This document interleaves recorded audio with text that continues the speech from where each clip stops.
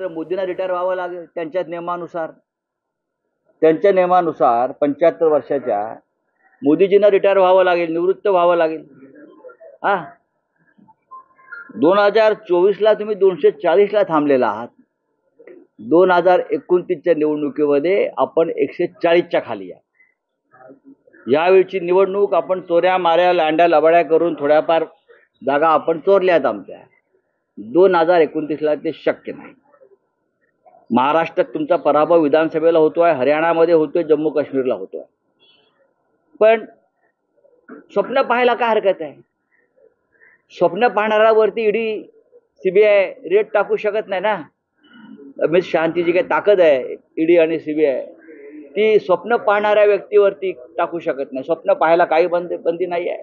भारतीय जनता पक्षाने खुशाल स्वप्न पाहावं. ते असे सांगू शकतात की अमेरिकेची राष्ट्राध्यक्षपदाची निवडणुकीमध्ये सुद्धा आमची सत्ता येते आहे.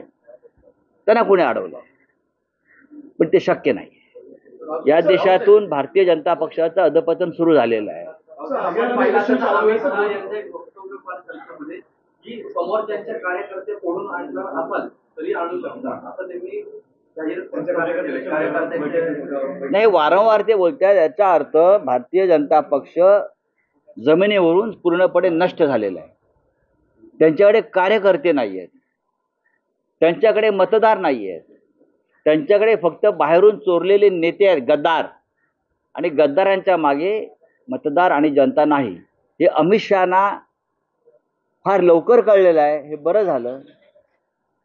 खरं म्हणजे अमित शहा यांनी भारतीय जनता पक्षाची जी अवस्था आहे त्याचं चित्र समोर आणलं. आमच्याकडे कार्यकर्ते नाहीत, आमच्याकडे फक्त ईडी सीबीआय पोलीस यंत्रणा आणि पैसे आहेत आणि त्या जोरावरती आम्ही सत्तेवरती आहोत.